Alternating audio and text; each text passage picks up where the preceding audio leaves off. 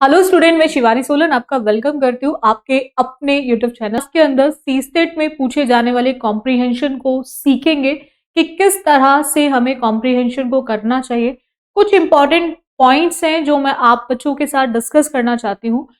Point क्या है कि सबसे पहले पॉइंट क्या आता है कि सी स्टेट में नंबर ऑफ पासेस कितने आते हैं, दूसरा कितने क्वेश्चंस उस पर्टिकुलर पासेस से एग्जाम में पूछे जाते हैं, प्लस कॉम्प्रीहेंशन को किस तरह से करें, क्योंकि जो भी स्टूडेंट कॉम्प्रीहेंशन करता है उनको बहुत प्रॉब्लम आती है। उसका रीजन क्या है कि बच्चा नहीं समझ पाता कि क्या वो पासेस को पढ़ते हुए, कॉम्प्रीहेंशन को पढ़ते हुए वर्ड टू वर्ड रीड करे या फिर पासेस को पढ़े और उसकी हिंदी करे, देन फिर क्वेश्चंस पर आए, या फिर पहले क्वेश्चन को पढ़े या फिर पासेस को पढ़े। ये कुछ पॉइंट्स है जो हर बच्चा इसमें उलझा हुआ रहता है और उसको बहुत ज्यादा प्रॉब्लम आती है जब वो कॉम्प्रीहेंशन को सी सेट में करता है। अब इन सभी चीजों का सॉल्यूशन मैं आपको इस क्लास के अंदर दूंगी कि किस तरह से आपको कॉम्प्रीहेंशन को करना है, क्या ट्रिक्स का यूज करना है जब आप कॉम्प्रीहेंशन के क्वेश्चंस को करें सी सेट के अंदर। अब स्टार्ट करते हैं। सबसे पहला पॉइंट आता है सी सेट में नंबर ऑफ पासेस कितने आते हैं। अगर मैं बात करूं सी सेट की तो बच्चों यहां पर पासेस जो आते हैं वो आपके 8 से 12 के बीच में आपके पासेस पूछे जाते हैं। ठीक है, नंबर ऑफ पासेस की मैं बात करूं वो 8 to 12 होते हैं आपके जो पासेस पूछे जाते हैं।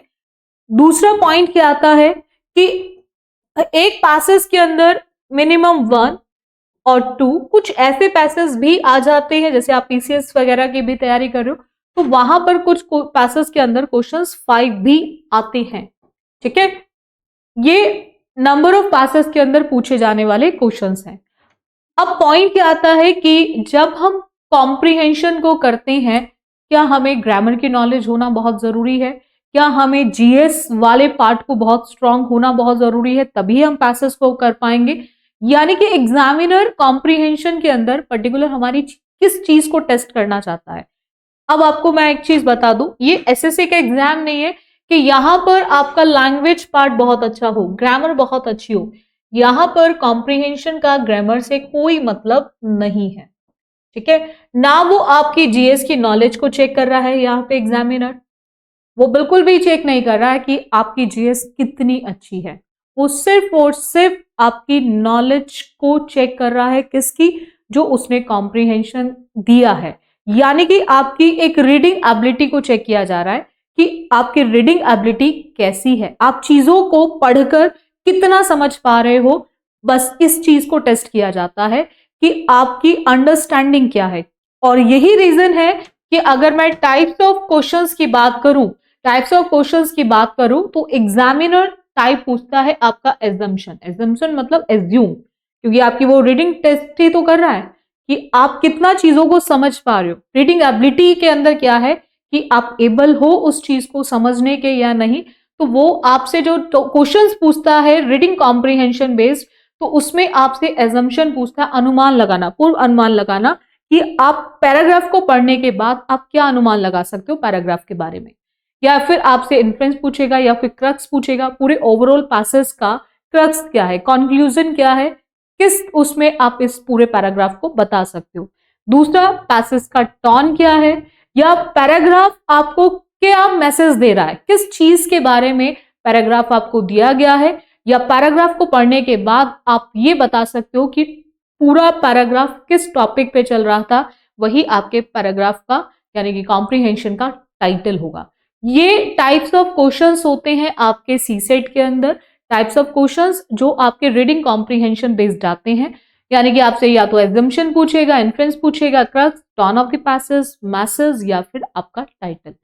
अब मैं आपको एक चीज बताऊं, अगर बहुत इंपॉर्टेंट है जो आप बच्चों के लिए, अगर मैं आपसे एक चीज समझाऊं वो क्या है कि सबसे इंपॉर्टेंट बात यह है कि जो कॉम्प्रीहेंशन आते हैं उनका टॉपिक क्या होता है, किन टॉपिक्स पे हमारे कॉम्प्रीहेंशन सी सेट के अंदर पूछे जाते हैं। तो ये कुछ टॉपिक की लिस्ट है जो मैं आप बच्चों के साथ शेयर करना चाहती हूँ, जिसपे आपके कॉम्प्रीहेंशन पूछे जाते हैं। जैसे आपका फिलॉसफी से रिलेटेड होगा, या फिर आपकी हेल्थ और न्यूट्रिशन, आपका स्वास्थ्य और न्यूट्रिशन पोषण तत्व की रिलेटेड होगा, या फिर ज्योग्राफी से related, politics, social issues, environment, ecology और इकोनॉमिक्स। यानी कि जो आपके पासेस का जो टॉपिक होता है, ये पर्टिकुलर टॉपिक्स होते हैं आपके पैराग्राफ के अंदर। अगर मैं बात करूं रीडिंग कॉम्प्रिहेंशन की, तो आप एक चीज हमेशा ध्यान रखेंगे आप बच्चे कि रीडिंग कॉम्प्रिहेंशन के लिए आप जितना ज्यादा से ज्यादा हो सके आप न्यूज़पेपर को रीड करें। जितना ज्यादा से ज्यादा हो सके आप न्यूज़पेपर को रीड करो बच्चों, ज्यादा से ज्यादा न्यूज़पेपर को रीड करो। उसका रीजन मैं आपको बताती हूं। ऐसा मैं आपको क्यों बोल रही हूं कि आपको न्यूज़पेपर को ज्यादा से ज्यादा रीड करना है, क्योंकि आपको ध्यान रखना है एग्जामिनर पासेस जो होता है वो इन्हीं न्यूज़पेपर के आर्टिकल से ही उठाता है, क्योंकि वो सिर्फ क्वेश्चन अपना बनाता है, पैसेज अपना नहीं बनाता। तो यहां पर आपको ये हेल्प मिलेगी कि अगर आप न्यूज़पेपर रीड करोगे तो आपको थोड़ा सा हेल्प मिलेगी कि आपको उसके बारे में पता होगा, क्वेश्चन उसका अपना होगा। दूसरा, अब दूसरी प्रॉब्लम क्या आती है बच्चों को जब कॉम्प्रिहेंशन करता है बच्चा, कि वो पहले पैसेज को पढ़े या फिर पहले क्वेश्चन को पढ़े। तो आपको ध्यान रखना है कि आप सबसे पहले पैसेज को देखें। पैसेज को किस तरह से पढ़ेंगे आप बच्चे, किस तरह से पैसेज को पढ़ेंगे? पैसेज को पढ़ते हुए कुछ कीवर्ड्स देखते हुए चलना। कीवर्ड्स का मतलब है जो उसके अंदर पॉइंट डिस्कस कर रहा है, किन किन मेन पॉइंट्स को डिस्कस कर रहा है, वो कीवर्ड्स को आप हाईलाइट करते चले, मार्क करते चले इस तरह से रीडिंग करते हुए। मतलब आप इस तरह से आप कीवर्ड्स को छांट ले कौन कौन से कीवर्ड्स हैं, ठीक है। दूसरा, फिर उसके बाद आप सीधा क्वेश्चंस पर आए, सिर्फ उसके बाद फिर आप सीधा क्वेश्चंस पर आए। क्वेश्चंस को करने के लिए ऐसे नहीं है कि क्वेश्चन पढ़ो और फिर ऑप्शंस को एक एक पढ़ना शुरू कर दो। क्वेश्चंस को भी आप करेंगे एलिमिनेशन मेथड के थ्रू, यानी कि वहां पर एलिमिनेशन मेथड लगाएंगे। अब एलिमिनेशन मेथड लगाने के लिए आपको जो हेल्प करेगा वो आपके यही कीवर्ड्स करेंगे जो आप पैसेज को पढ़ते हुए हाईलाइट करते हुए चलेंगे। ये कीवर्ड्स आपको एग्जाम में क्वेश्चन को सॉल्व करने के लिए एलिमिनेशन मेथड में बहुत ज्यादा हेल्प करेंगे। मैं आपको ये चीजें पूरी एग्जाम्पल के साथ आज इस क्लास में समझाऊंगी कि कैसे एलिमिनेशन लगाना है, कैसे कीवर्ड्स आपको जो हाईलाइट किए गए कीवर्ड्स होंगे किस तरह से वो हेल्प करेंगे एलिमिनेशन में। ठीक है, चलेगा, स्टार्ट करते हैं। एक पैराग्राफ देखेंगे, ये आपके सीसेट का ही पैराग्राफ है 2023 का। ये 2023 का पैराग्राफ है, मैंने बिल्कुल लेटेस्ट पैराग्राफ को ही डिस्कस कर रही हूं ताकि आपको थोड़ा सा आइडिया लग जाए एग्जाम में किस तरह से पैसेज आता है। और लेटेस्ट पेपर करने से हमें एक बेनिफिट और मिल जाता है कि करंट में चीजें किस तरह से पूछी जा रही हैं। ठीक है, तो ये सीसेट 2023 का पैराग्राफ है। तो देखो, स्टार्ट करते हैं पैराग्राफ को किस तरह से हमें करना है। ठीक है, यहाँ पर बहुत सारे ऐसे बच्चे होंगे जो हिंदी मीडियम के होंगे, इंग्लिश में वो कंफर्टेबल नहीं होते हैं। बहुत सारे ऐसे हैं जो इंग्लिश मीडियम के हैं, बट कभी कभी क्या होता है हम कुछ इंग्लिश में भी पैराग्राफ को पढ़ते हैं, किसी किसी वर्ड में हम फंस जाते हैं, है ना। तो वहां पर एक बेनिफिट आप लोगों को ये मिलेगा कि सेम पैराग्राफ आपको हिंदी में भी दिया गया होगा, तो जहां पर भी आप फंस जाएं तो वहां पे आप हिंदी में उस चीज को चेक कर सकते हैं। ठीक है, तो उससे आपका टाइम भी कम बचेगा। ठीक है, क्योंकि देखो आपको एक चीज ध्यान रखनी है, क्योंकि आपके जो एग्जाम में क्वेश्चन आते हैं वो 80 क्वेश्चंस आते हैं और एक क्वेश्चन आपके 2.5 मार्क्स का है, यानी कि लगभग आपके 200 मार्क्स के पेपर रहेगा।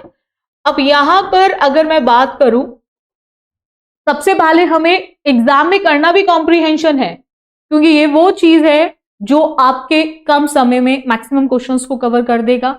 अब अगर आप वर्ड टू वर्ड रीड करोगे पैराग्राफ को, जैसे for example many people are eating the right food, बहुत सारे ऐसे लोग हैं जो सही खाना नहीं खा रहे हैं, है ना। For exam, for some it is simply a decision to stick with food they enjoy.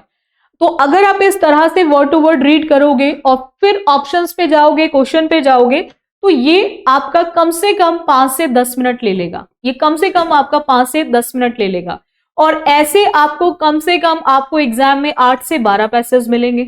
अब अगर एक पैसेज को ही आप 5 से 10 मिनट दोगे, अगर इस तरह से पढ़ोगे तो डेफिनेटली कितने भी एक्सपर्ट हो बट आपको इतना टाइम तो लगेगा ही लगेगा। मिनिमम 5 मिनट्स तो आपके जाएंगे ही जाएंगे, क्योंकि आपको एक एक वर्ड को पढ़ना है और उसको हिंदी करना है और फिर क्वेश्चन पर आना है। तो ये जो प्रोसेस है ये बहुत ज्यादा टाइम टेकन हो जाता है, समय बहुत ज्यादा लेता है। हमें समय ज्यादा इसमें नहीं लगाना है, हमें कम से कम समय में और एक करेक्ट आंसर के साथ इस वाले पार्ट से निकलना है, ठीक है, सीसेट के अंदर। अब किस अप्रोच के साथ हम इस चीज को कर सकते हैं और अच्छा स्कोर कर सकते हैं कॉम्प्रिहेंशन के अंदर, तो आपको एक चीज ध्यान रखनी है। उसके लिए आप जब भी पैराग्राफ को पढ़ेंगे तो पैराग्राफ को पढ़ते हुए आप वर्ड्स को, जो कीवर्ड्स होंगे, जो मैंने आपको पहले बताया, जो कीवर्ड्स होंगे आप उनको हाईलाइटेड करते हुए चलेंगे, कीवर्ड्स को हाईलाइटेड करते हुए चलेंगे। देखो जैसे many people are not eating the right food. For some it is simply a decision to stick with food they enjoy but which is not too healthy. आजकल जो लोग हैं, ठीक है, वो सही खाना नहीं खा रहे हैं। उसका रीजन क्या है? क्योंकि वो खाना पसंद करते हैं जो उन्हें अच्छा लगता है, वो खाते हैं जो उन्हें अच्छा लगता है खाना, ठीक है, और जो कि वो आपके स्वास्थ्य के लिए अच्छा नहीं है, ठीक है। और this is leading to an increase in non-communicable diseases. This in turn leads to major burden on our healthcare system that have the potential to derail the economic progress, which is, अब यहां पर हमने दो चीजें देखी। पहला point है कि उनका जो डिसीजन है किस चीज को लेकर, वो उस खाने को खा रहे हैं जो उन्हें पसंद है, ठीक है, और यही रीजन है कि वो कहीं ना कहीं नॉन कम्युनिकेबल डिसीजेस को बढ़ा रहा है। दो पॉइंट। उसके बाद आते हैं कि ये जो है सीधा सीधा बर्डन हमारे किस पर है? हेल्थ केयर सिस्टम पर। भाई सीधा सीधा वजन एक बोझ ही तो बन रहा है, और वो कहीं ना कहीं हमारी इकोनॉमिक प्रोग्रेस को डिरेल कर रहा है, खराब कर रहा है ना। पटरी से डिरेलमेंट होता है जब कोई चीज पटरी से उतर रही है। क्यों कर रहा है? क्योंकि वो जो चीजें हमने गरीबों के उसके इंप्रूव करने के लिए रखी थी, वो उसको खराब कर रहा है। एंड नेक्स्ट आते हैं for other, it is about limited access to nutritious food और lack of effort leading to monotonous diet that do not provide the daily nutrients for them to develop fully. कहीं ना कहीं उसने बोला है कि ये लगभग इस तरह से है, सीमित है उस चीज को लेकर, न्यूट्रिशियस फूड को, और कहीं ना कहीं कमी भी है जो कहीं ना कहीं मोनोटोनियस डाइट को लीड करने का काम कर रहा है, that do not provide the daily nutrients for them, जो पूरी तरह से आपको जितना पोषक तत्व चाहिए वो उतना आपको प्रोवाइड नहीं कर पा रहे हैं। और part of the reason nutrition is under threat worldwide is that our food system are not properly responding to nutritional needs. और यही रीजन है न्यूट्रिशन का कि कहीं ना कहीं हमारे खाने में जो हमारा फूड सिस्टम है वो प्रॉपर तरीके से रिस्पॉन्ड नहीं कर रहा है हमारे न्यूट्रिशन नीड्स को। And somewhere along that road from farm fork there are serious that was taking place. जो हमारे सफर है, कहां से? हमारे खेत से थाली तक का जो लंबा सफर है वो कहीं ना कहीं चिंताजनक विचलन में हो रहा है। ये रीजन है क्योंकि जब हमें प्रॉपर पोषक तत्व नहीं मिलेंगे तो कहीं ना कहीं बीमारियां बढ़ेंगी। वही सारी चीजें दे रखी है कि पूरी दुनिया में पोषण पर खतरा होने के कारण आंशिक रूप से यह है कि हमारी खाद्य पद्धतियां समुचित रूप से हमारे पोषण जरूरतों के अनुरूप नहीं है, और यही रीजन बना हुआ है हमारे चिंताजनक का। कहां से? खेत से लेके थाली तक।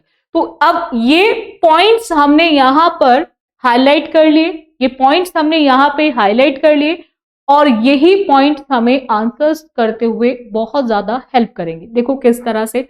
अब आपने यहां पर हाईलाइट करने के बाद सीधा आपने पैसेज पे आना है। पैसेज में क्वेश्चन क्या है? अब यहां पर एक चीज आपको समझ आएगी। मैंने आपको एक पॉइंट बताया था बच्चों कि पैराग्राफ में टॉपिक्स आपको क्या मिलेंगे, 23 का ही पेपर है। हमने बोला है many people are not eating the right food, nutrition की वजह से हम बात कर रहे हैं, यानी कि सीधा सीधा पैराग्राफ हमारा किससे रिलेटेड है? Health and nutrition. जो मैंने आपको बताया था कि आपके पासेस का जो टॉपिक होंगे यही टॉपिक्स होंगे। तो आप देख सकते हो 23 में जो पासेस आपका पूछा गया है वो हेल्थ एंड न्यूट्रिशन का ही है, ठीक है। नेक्स्ट आते हैं। अगर मैं बात करूं यहां पर क्वेश्चन की, तो क्वेश्चन है कि which one of the following statement best reflect the crux of the passes, यानी कि आपसे पूछा है कि पासेस का क्रक्स क्या है, एक कंक्लूजन क्या है, किस चीज को लेकर पासेस दिया गया है। तो अगर मैं बात करूं, जैसे मैंने आपको टाइप्स ऑफ क्वेश्चंस बताए थे कि आपके पासेस के जो क्वेश्चंस होते हैं उनका टाइप क्या होगा, या तो एजम्पशन होगा, या फिर क्रक्स होगा, टर्न पूछेगा, मैसेज पूछेगा, या फिर टाइटल। तो आप देख सकते हो कि आपसे पूछा गया है। नेक्स्ट आते हैं, अब हम इस पैसेज के क्वेश्चन को कैसे करेंगे, किस तरह से क्वेश्चन को करेंगे। यहां पर जो हम कीवर्ड्स को हाईलाइट करते हुए आए हैं, उन्हीं कीवर्ड्स को हमें यहां पर ऑप्शंस के अंदर देखना है। जैसे हमें पूछा है क्या, जो भी स्टेटमेंट, 4 स्टेटमेंट दिए गए हैं, इसमें से चेक करो कौन सा बेस्ट एक कंक्लूजन, एक निष्कर्ष के उसमें दे रखा है आपको ऑप्शन। फर्स्ट है, scheme of universal basic income should be implemented worldwide as a way of poverty alleviation. आप बच्चे मुझे ये बताओ, 2 चीजें हमेशा ध्यान रखना, आपको हेल्थ न्यूट्रिशन की कितनी नॉलेज है, इसको आप बिल्कुल एक साइड रखेंगे जब आप क्वेश्चन को करेंगे, क्योंकि क्वेश्चंस को करते हुए आपको यह ध्यान रखना है जितना पैराग्राफ के अंदर इंफॉर्मेशन दी गई है उसी के बेसिस पे आपको आंसर बताना है। आपको कितनी नॉलेज है उसके बेसिस पे आप आंसर नहीं करेंगे, बिल्कुल भी नहीं करेंगे कि आपको उस पर्टिकुलर टॉपिक की कितनी नॉलेज है, वो बिल्कुल एक साइड रखें। आपको पैराग्राफ में क्या दिया गया है उसी के बेसिस पे आप करेक्ट आंसर ऑप्शन को बताते चलेंगे।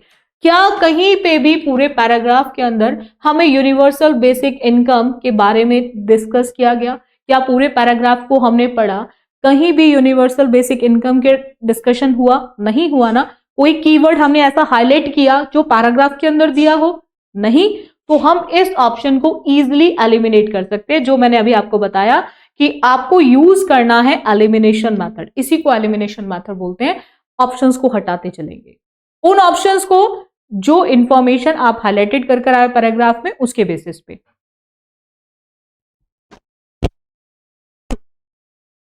नेक्स्ट आते हैं, अब नेक्स्ट पॉइंट की अगर मैं बात करूं, we must place food based nutrition at the centre of our policy debate, या nutrition status of food should be improved by creating appropriate genetically modified crops. कहीं भी क्रॉप्स की बात हुई है, फसलों की बात क्या हमने पूरे पैराग्राफ में कहीं भी देखी? क्या हमने कहीं भी क्रॉप्स की बात की? नहीं। तो जब क्रॉप्स की बात ही नहीं है तो यहां पर हम इस ऑप्शन को भी एलिमिनेट कर सकते हैं।